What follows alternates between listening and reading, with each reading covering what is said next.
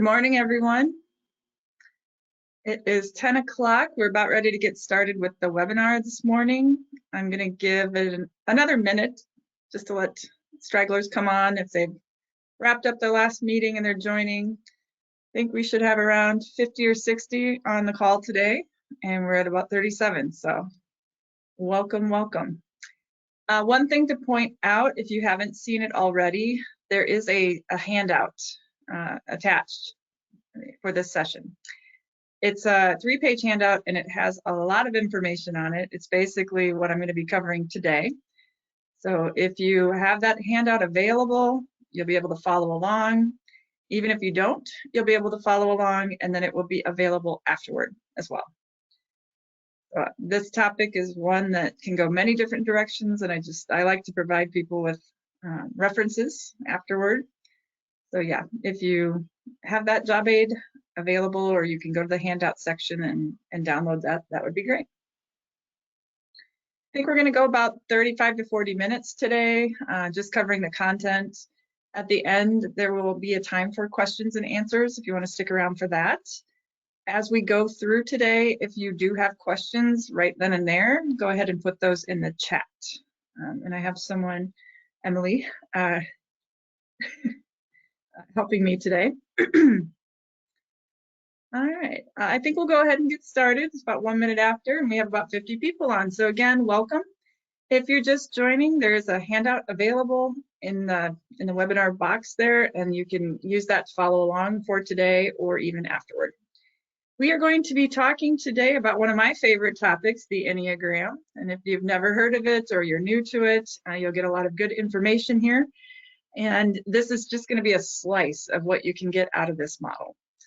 So I'm Barb Ranck, as you can see on the slide there. I have my own coaching and training business, and I am proud to serve and contract with EFR, Employee and Family Resources, to deliver training similar to this. So this is something you can have delivered in your own organizations, or you can also work with me personally as one of their life and leadership coaches.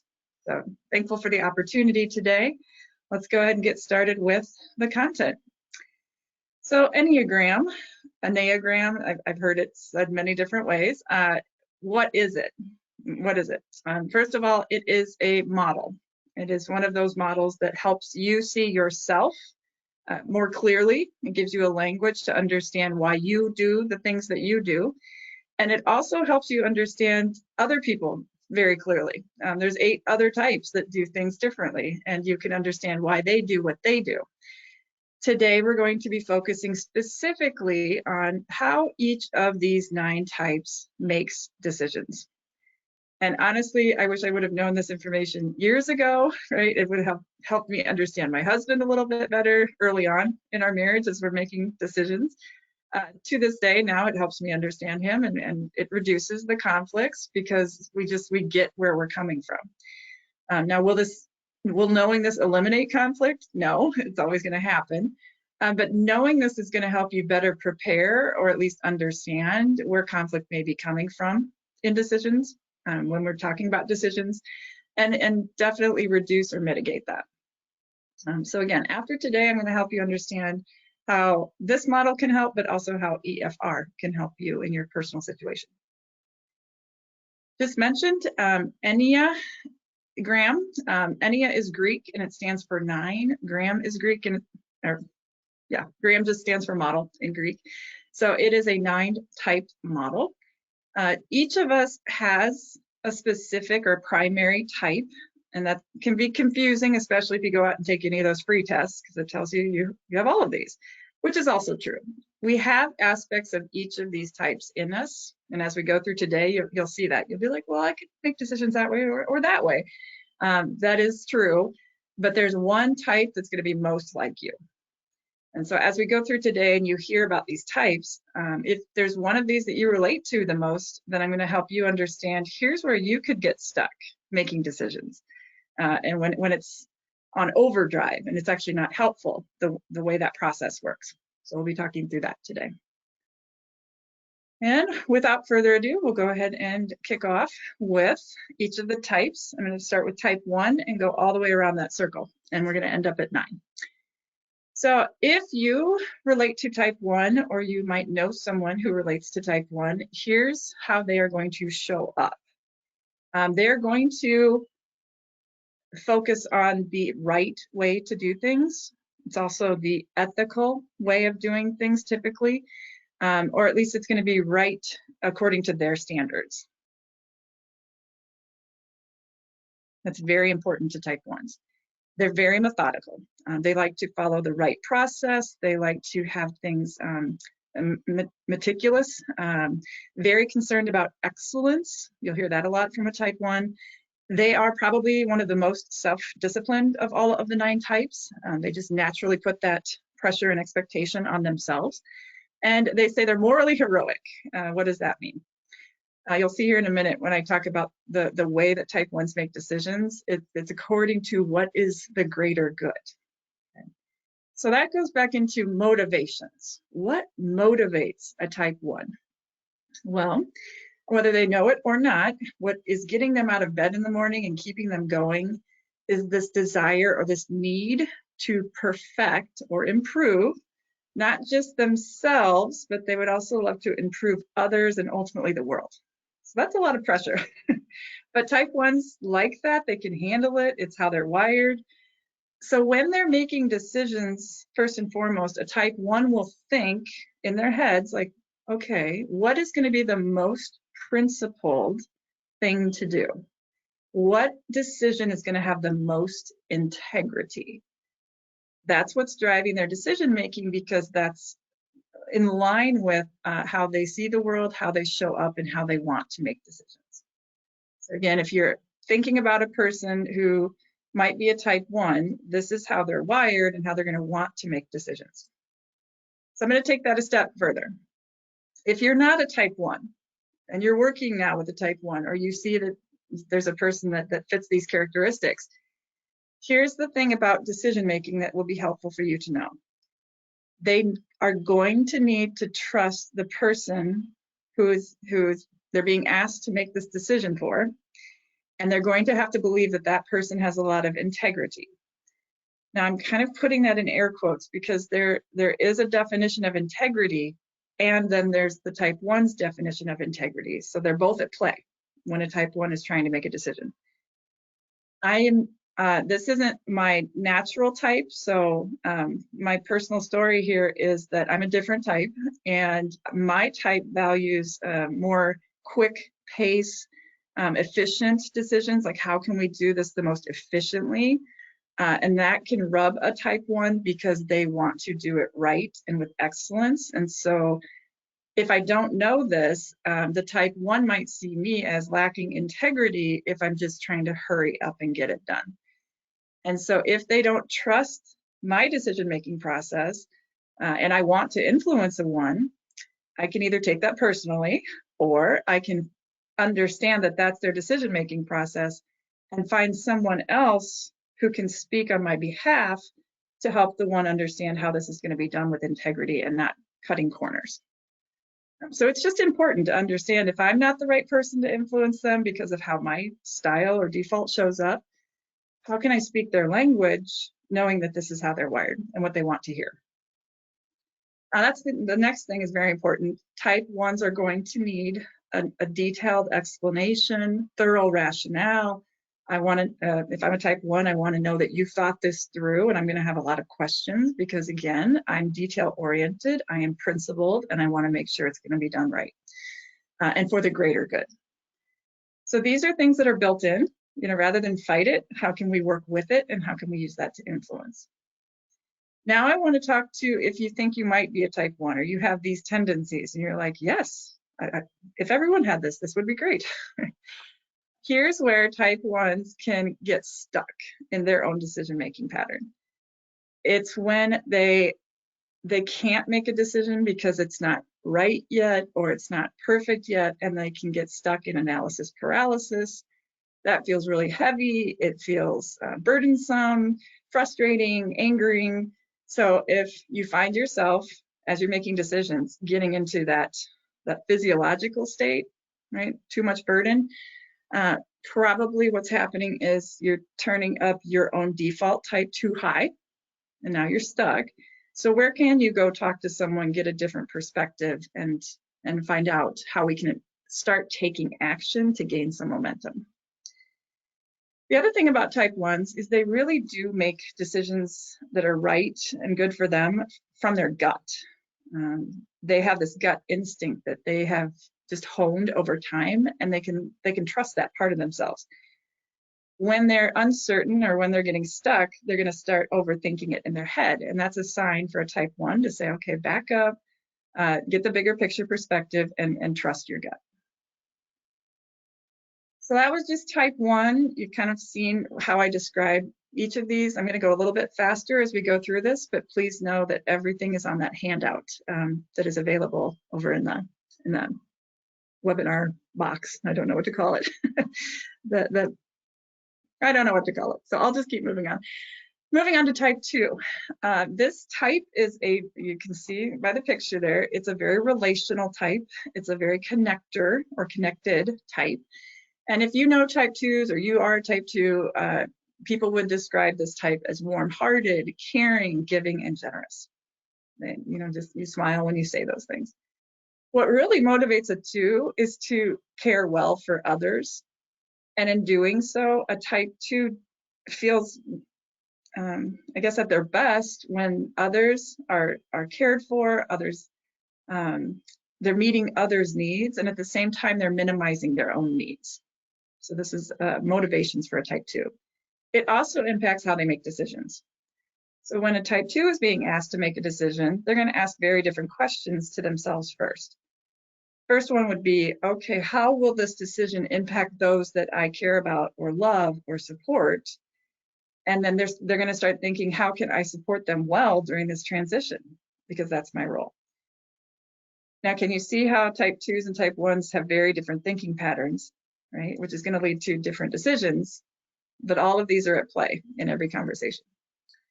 Second thing about type 2s, they're going to say, how can we minimize disruption of relationships?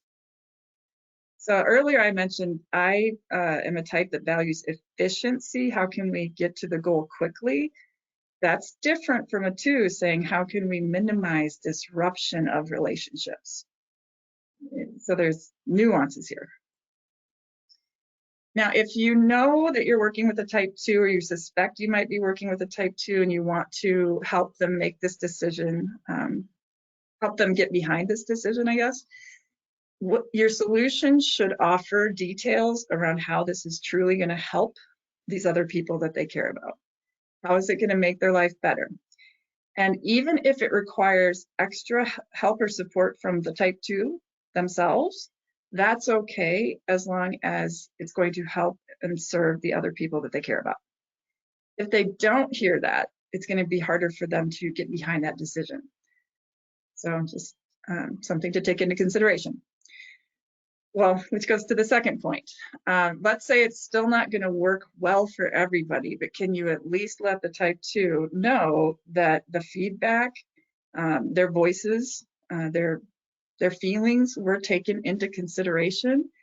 And then here are the other things that we had to take into consideration, and here's why we still had to make this decision. So validation is huge for 2s.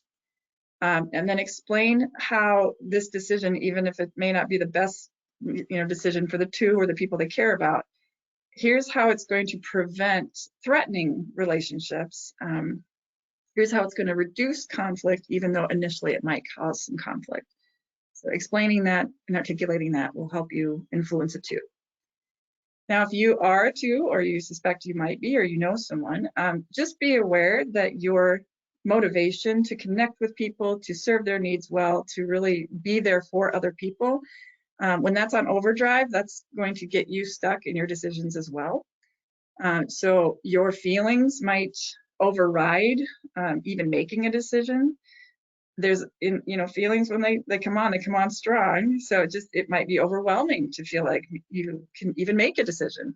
And that's when 2s know that they're stuck, or their decision-making patterns are on overdrive. The example I heard one time was, 2 might, if they're a leader in an organization or maybe HR role, they might let a person slide by on performance just a little too long, or longer than maybe was needed or necessary, just because they just wanted to give him that one last chance and support him to the very end. And had they'd done something sooner, 6 months or a year sooner, they could have avoided additional conflict. So question number 2 is, how can you be clear and compassionate? So how can you be compassionate with boundaries, with expectations, and still be kind? So for 2s, and for a lot of these types, it's really looking for another person, another perspective, and a trusted source that you can go to and talk through, how do I get beyond where I'm at today? All right, moving on to type 3s. These are known as the achievers, as the picture shows. Type 3s really get excited about goals, really get excited about where can we be and how can we get there. So 3s in your life are going to be success-oriented, whatever that means to them. You know, success means I've gotten to my next goal or level. They are very internally motivated. So if they set their own goal, they will likely achieve it. You don't have to check in on them. Just give them the broad expectations and let them run. They are also diplomatic in the sense that they're pretty fast moving, but they also want to bring people with them. They are people oriented. They're going to move quickly toward the goal. So what they are motivated by, and so maybe you've guessed my type by now, but they do want to succeed. They want to achieve, but they want to get there metaphorically as quickly as possible. So they can cut through some of the noise and maybe some of the details to say, okay, here's how I think we can do it this quickly. What they're thinking when they make decision is, what's the most efficient way to accomplish this task? And they get really excited about thinking through ways to become more efficient. So they are your process improvers. You know, why do we do it this way? And you know, why do we keep doing it this way? What could be more efficient? A lot of questions like that. And then ultimately, what does success look like in this situation? So for me, as I coach people, I love asking this question, especially if they're stuck, because that stuck energy is just so heavy and draining sometimes. So I help them break down their goal. And I just say, what would success look like starting from here? This is our starting point. We don't have to be clear over here, but what's the next step to get us action and traction? And then we celebrate success. If you wanted to influence this type, just define success. You know, I think it's going to be great if we can get to this goal or this next level by this time. And then, hey, type 3, here's how we think you can help us achieve that goal. And they love hearing that they have a role. They love hearing that we're going to make forward progress. So that's a quick way. They love making quick decisions. So I just talked about breaking down a big thing into smaller chunks, and then they get excited by all the small steps and actions that we can take to get there. And then also, if this is possible, just explain this really is the most efficient way, especially if a 3 pushes back and said, there's got to be an easier way to do this. And you're like, this really is the most efficient way. We have to do these steps because otherwise it breaks things over here or it causes problems over here. And 3s are diplomatic. They don't want to break things or cause problems. They do want to be efficient. So just explain why that process is the most efficient way. Growth opportunities. So I'm speaking to myself here, but I have to be aware when my desire to move things forward quickly isn't the right solution. I'm a hammer, but not everything's a nail, right? So in other words, that might not be the right tool for the job. And I can get kind of uncomfortable in situations where it's taking longer than I think is needed to make a decision, but that's my perspective and it's one of 8, right? There's 9 total perspectives. So I've become very good at learning. You know, these are conversations that don't need a decision. They don't need a quick action. Honestly, they need to take longer so that we can come to the right solution. And just getting comfortable sitting with my own tension, because that's the right thing to do. Moving on to type 4s. This is a type that has a lot of interconnection with their own inner feelings and their own inner landscape. So type 4s are a lot of times artists, or they do express themselves in artistic or creative ways because they have this inner landscape that a lot of the other types don't naturally start with. So they are, I call them sensitive creatives, just because they're constantly trying to bring to life or articulate what's inside of them, which is a sensitive area, right? Our insides are sensitive, but they want it to be creative. And so they're living in this tension of how can I help people understand themselves through how I'm about to express myself. And then every single one of us is different. So 4s love that they're different and unique. They don't want to be one of 50 crayons. They want to be the periwinkle pewter crayon in the crayon box. So that is what's motivating them. They want to express. They want to be creative. They love talking about emotions and going as deep as you want to go. So 4s actually also make great counselors, coaches. They desire and want to connect with people at that level. They also are motivated by purpose. Meaning and purpose is hugely important to 4s. So as you're thinking about influencing 4s, keep that in mind. When 4s are making decisions, their initial questions that they're asking would be like, what am I feeling right now? So I'm hearing all this information. What is it making me feel? And how can I use that to guide me to my next right step? And then ultimately, what's the purpose? What is the meaning of what I'm just being asked to do? Or how is this going to fit into the bigger picture? So they do need to connect it back. When you're influencing this type, it says affirm that their agreement to the decision won't make it appear that they had to compromise. Let me explain this one. An example that was shared that I completely can see it. A 4 was a graphic designer at a large company. So graphic design, a beautiful way to bring their creative art to light. They were excellent at their job. And they put a lot of time and effort into a project that when push came to shove, the timeline got shortened, the budget got shortened. The 4 couldn't bring their whole authentic creative beauty to that project without compromising their own moral values and ideals, their sense of beauty or creativity. And so at the end, the leader said, okay, I realize that this end product was not at all what you wanted to bring forward. And so what I want you to know is that as we sign off on this, we're not signing off that you approve this, right? We know that you want to do greater work. We know that your work is better than what we're putting out right now. For right now, this is what we're going to go forward with, but it's not going to compromise you and your creativity. And so the 4 just appreciated hearing that because they didn't want that to be associated with their work. And we're going to run into those situations, right? But it's going to be important for a 4 to be validated and just to hear that you did have a huge contribution to this, your work is valued, and we are running into mitigating circumstances, timelines, budget. That's just part of corporate. So here's what we want you to hear from us. With 4s, they can get stuck in over-feeling things, just like some people can get stuck in overthinking things. And then when you have a lot of over-feeling things, that can lead to overthinking things. So it's really 4s getting in touch with their thinking and their feeling parts and saying, how can I use both of those centers to make the right decision? Because right now I'm just using one.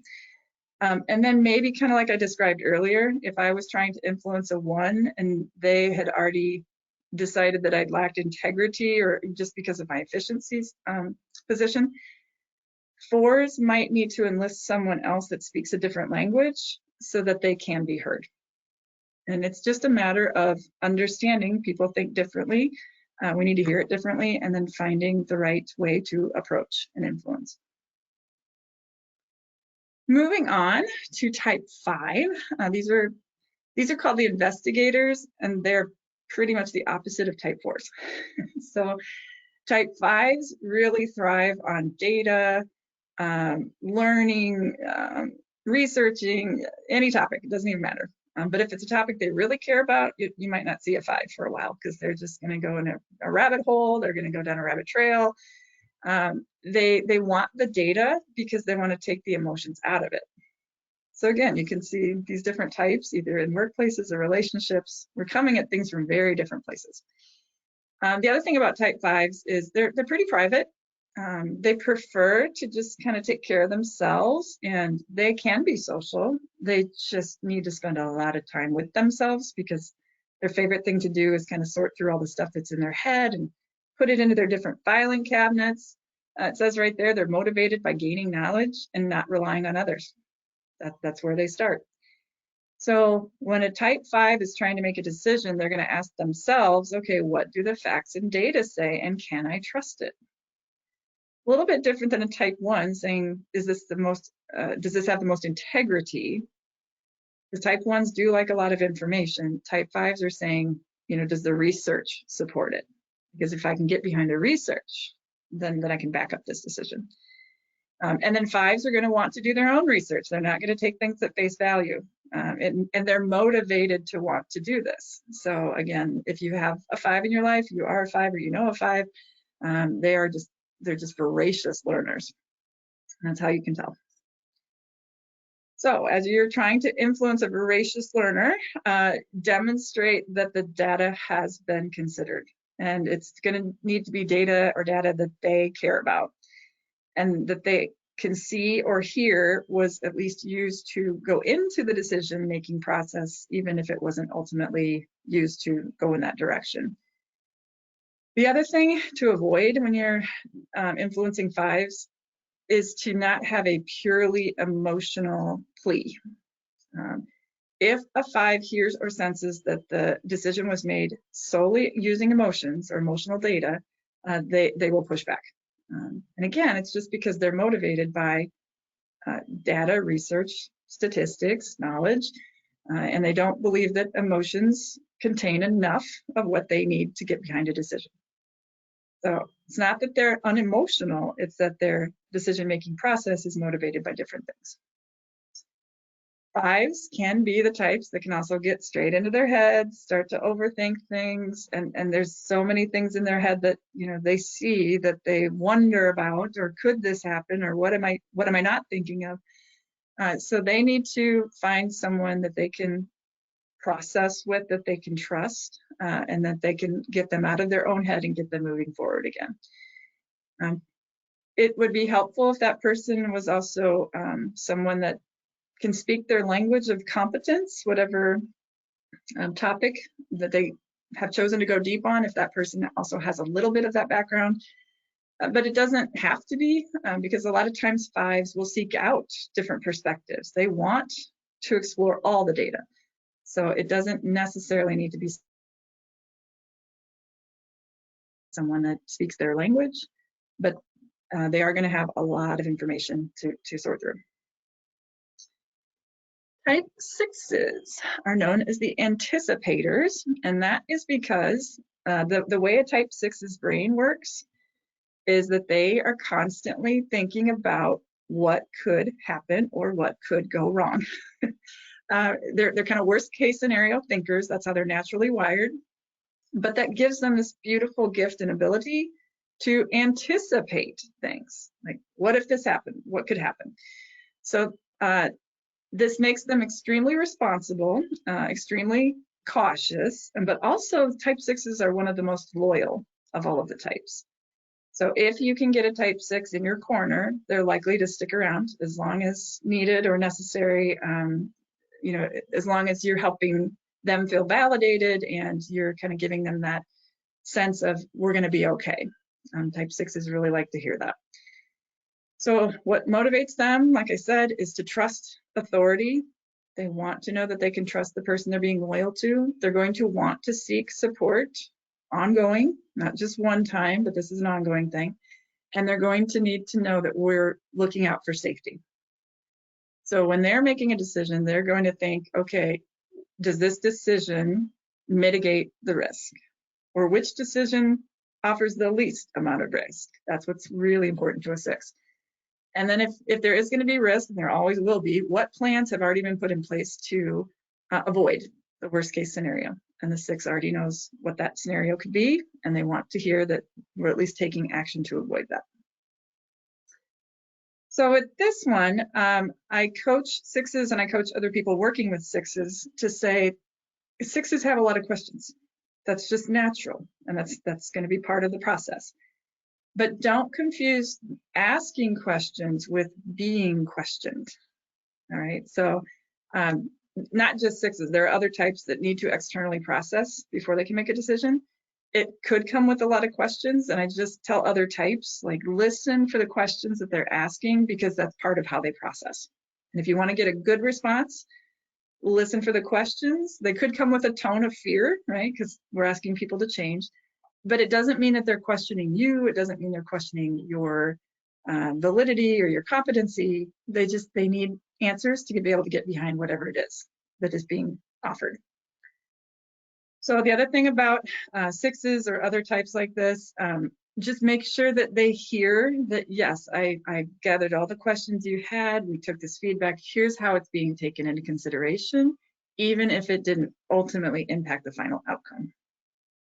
And the other thing about sixes, having this gift of constant, what about this and what about that, they do need some time to arrive at a final decision.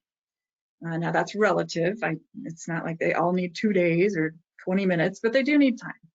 So if you really want to influence a six and allow them to give their best response, just give them some time to go, process, consider, and come back. With sixes, your gift can also be turned up too high, and what's going to happen is you're not going to get the outcomes you want if your questions come with a tone. So just listening for your own tone, if you're a six or can relate to a six. Are you asking this out of genuine concern or curiosity? Because that's going to have a different tone than if it's anxious or overly cautious, or even if your anxiety is turning into aggression and the questions are going to come out sounding like an attack. Sixes can also be very sarcastic if they're stressed. So it's just listening for the tone of how you're asking the questions, because that could be negatively impacting your own outcomes. And then again, just who can I enlist to help practice these things and get me back into a healthier state? The six is going to want to be able to trust that person and see them as an authority figure. Moving on to sevens, we got a couple more to go.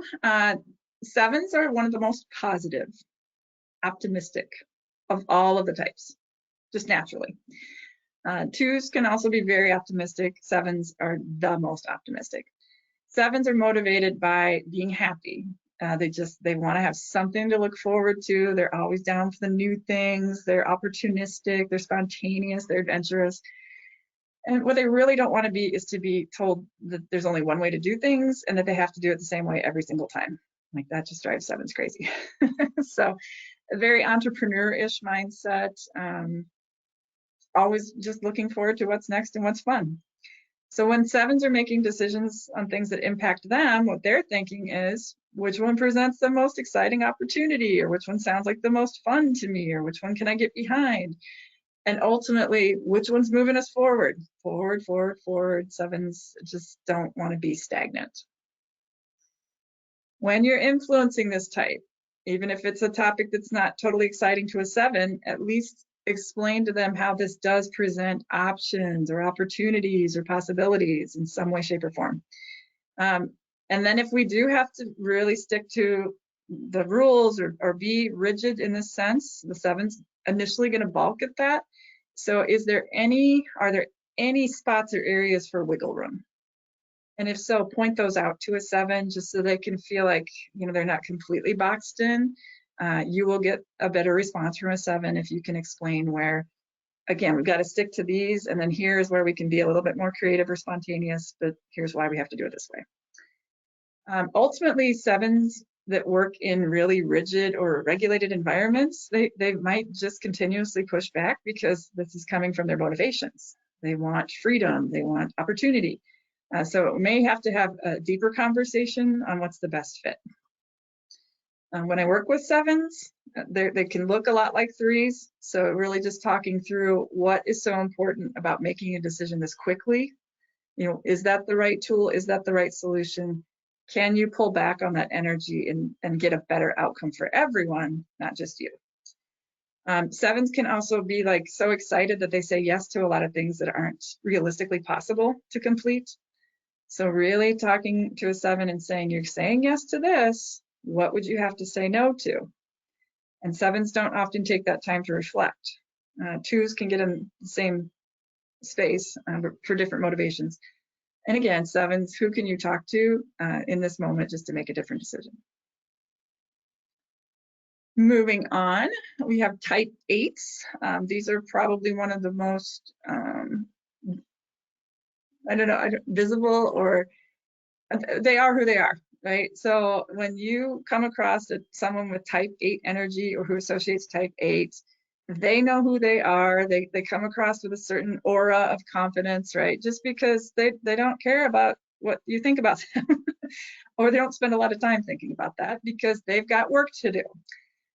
So 8s are very assertive, very commanding, very driven.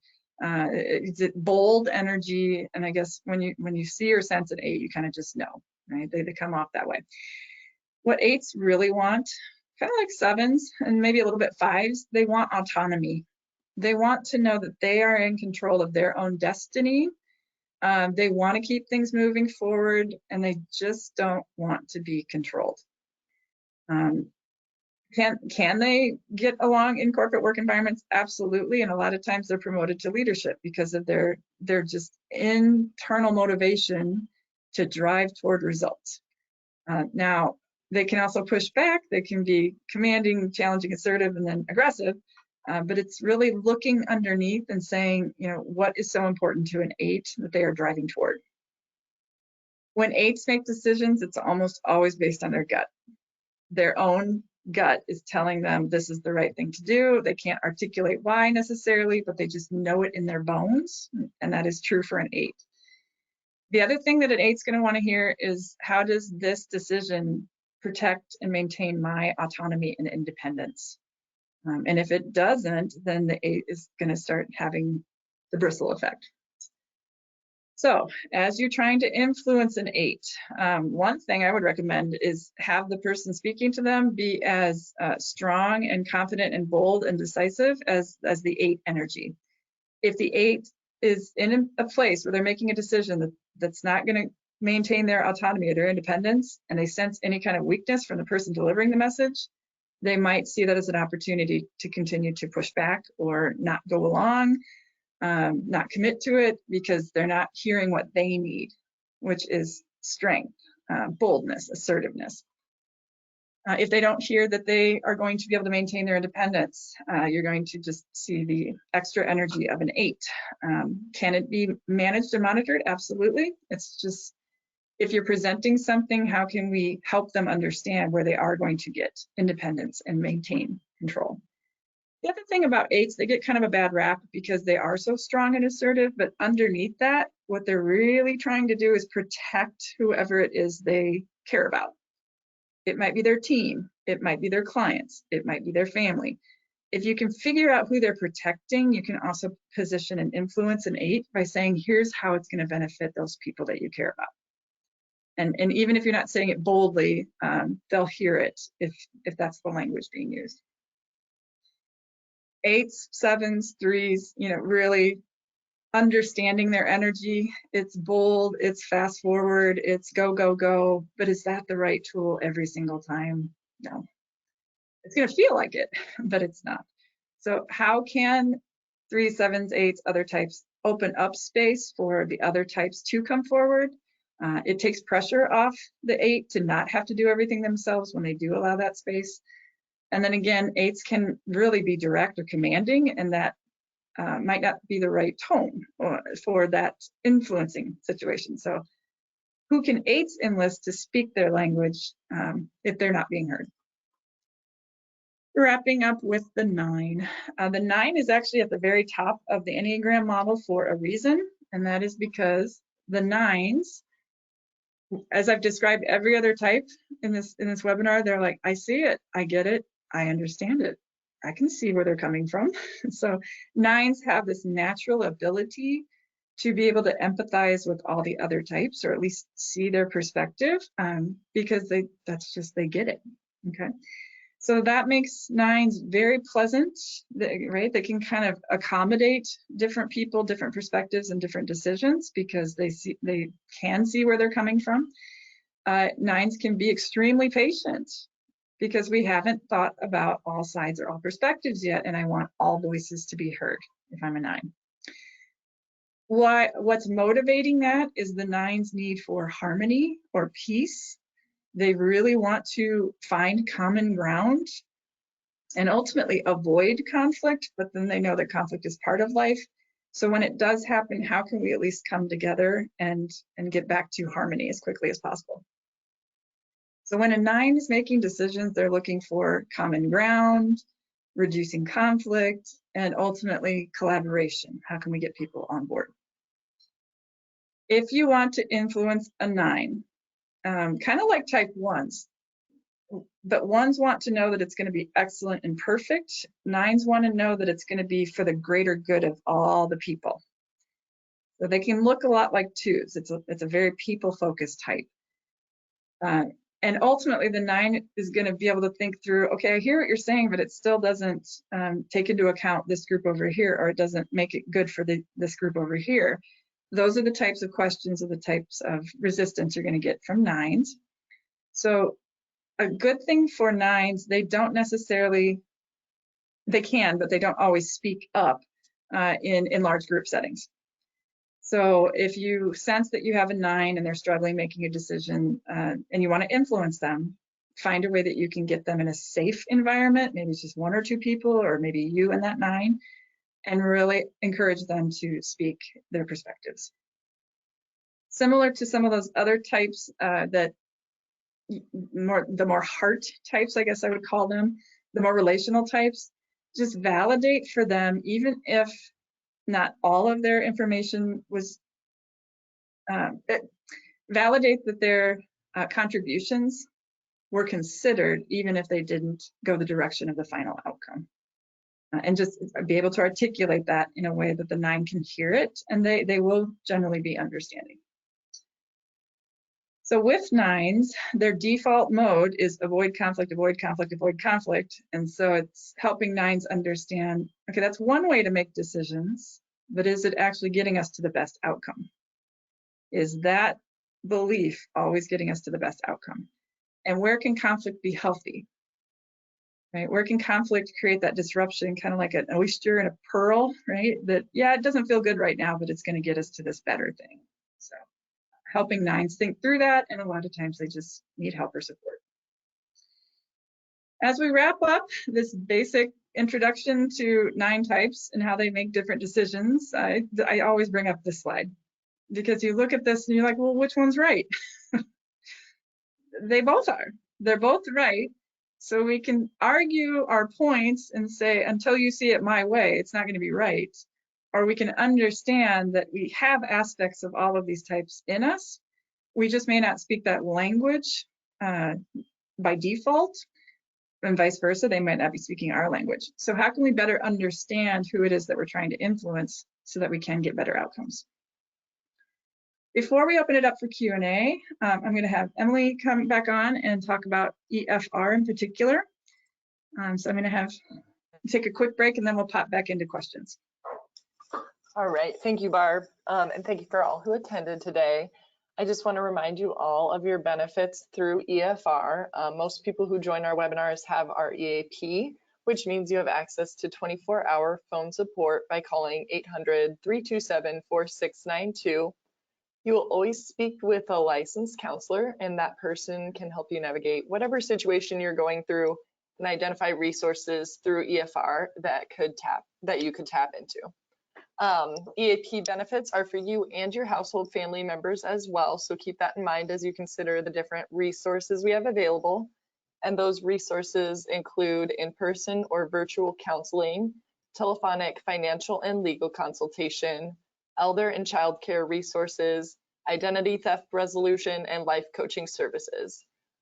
You will learn more about you can learn more about these resources by visiting our website at efr.org or by giving us a call at 800-327-4692.